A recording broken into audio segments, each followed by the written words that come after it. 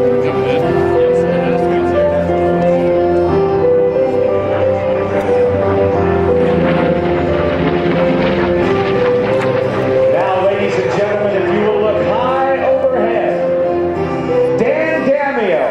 the bent wing bird. That, ladies and gentlemen, is the United States Navy and Marine Corps' F4U Corsair. Some of you will remember this very, very fun television show theme.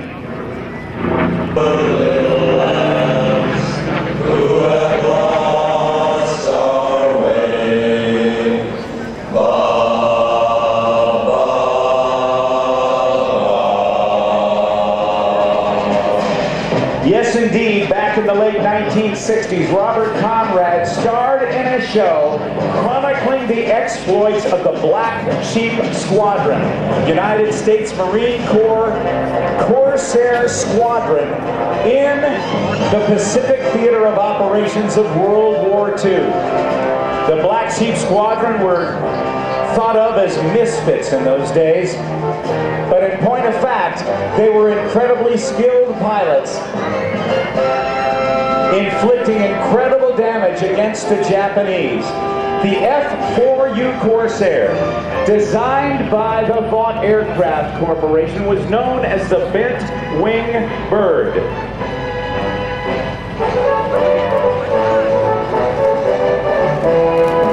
It's powered by a 2,000 horsepower Pratt & Whitney double Wasp 18-cylinder radial engine,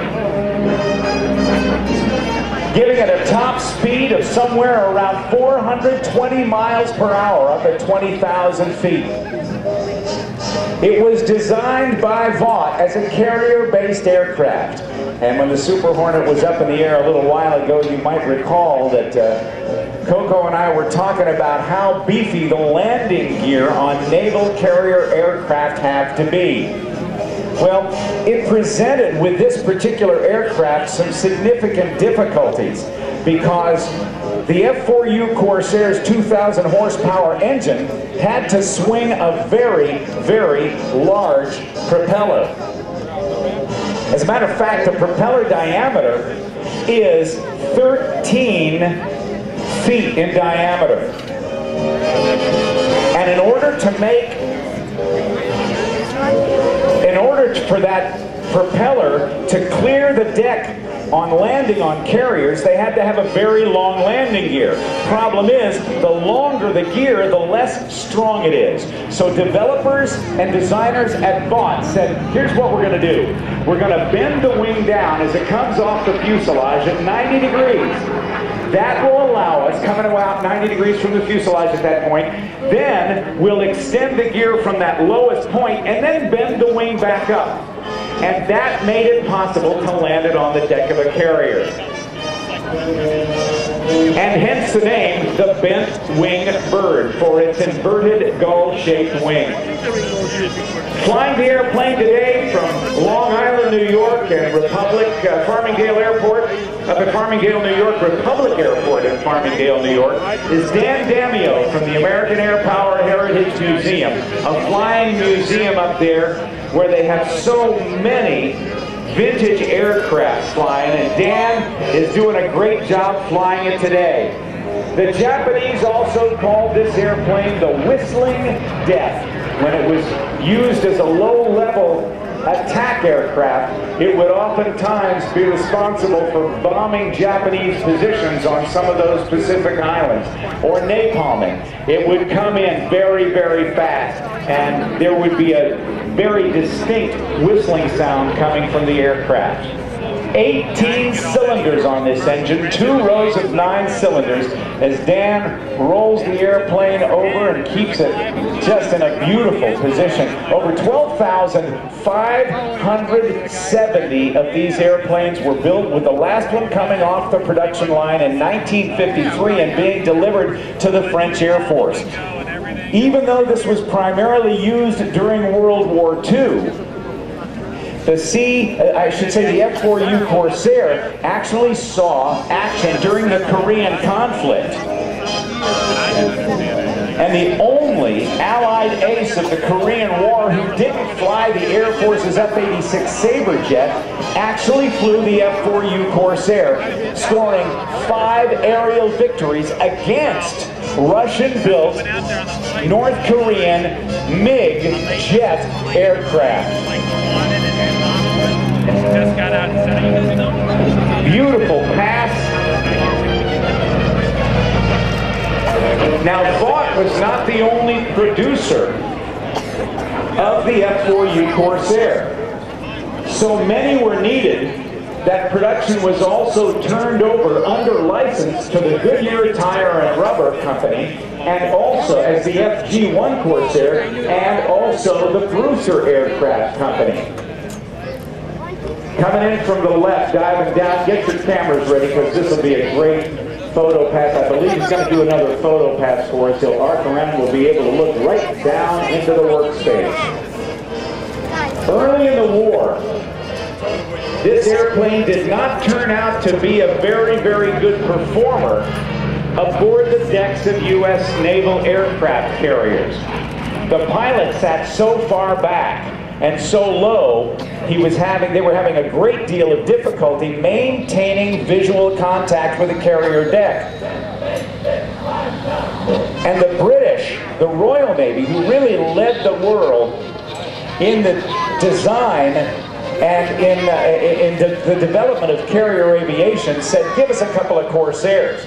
And what they did was redesigned the canopy, put a bubble in it that they called a Malcolm hood, and then they raised the pilot up a few inches, and then used that inverted gull wing, that crook in the wing that came down from the left, to use that in an oval-shaped pattern to fly an approach that gave the pilot a better view of the landing area of the carrier deck until just before touchdown. Ladies and gentlemen, I'm going to turn this down. Let's listen to the bent wing bird.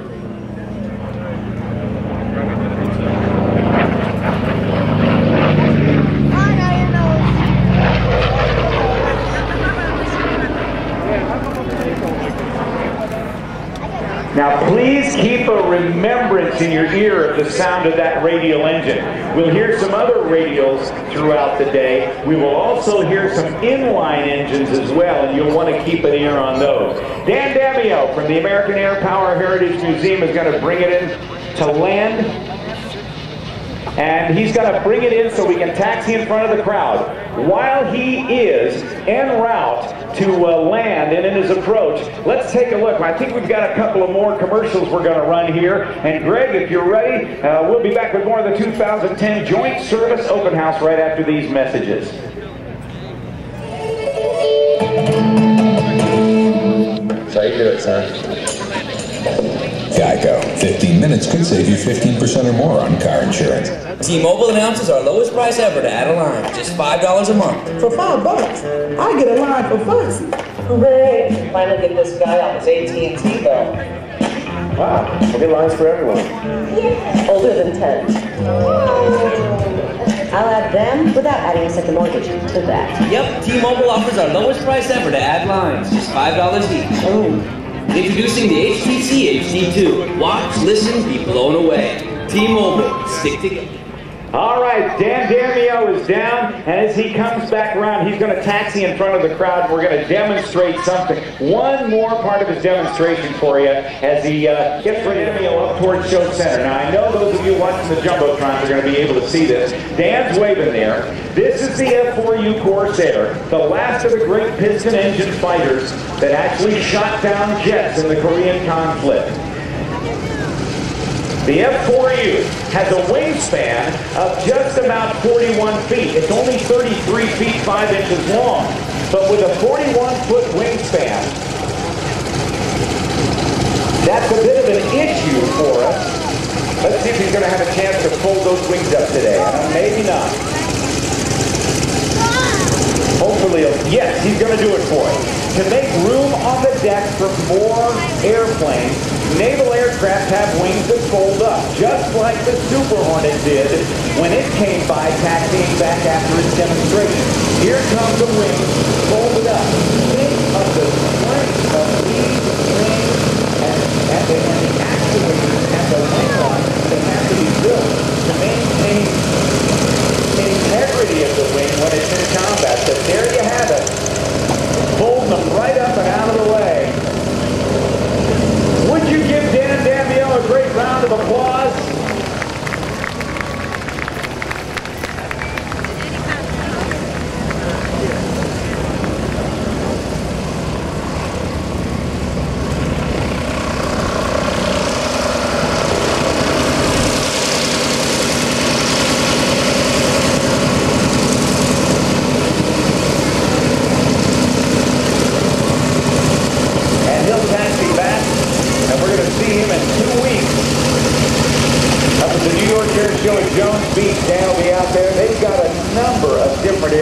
things out there for you to see.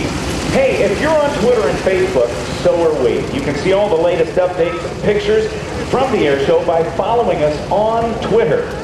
We're at Andrews Air Show. On Facebook, go to www.facebook.com/AndrewsAirShow and then click like. You can post your own pictures from the show there and see others. Now, look overhead. The streamers have already come out of the aircraft. They just tossed out probably 15 of them. If they come down near you, don't try to catch them, because they are weighted at the bottom and they'll sting you. However, if one lands near you, you can go ahead and keep it as a souvenir, but please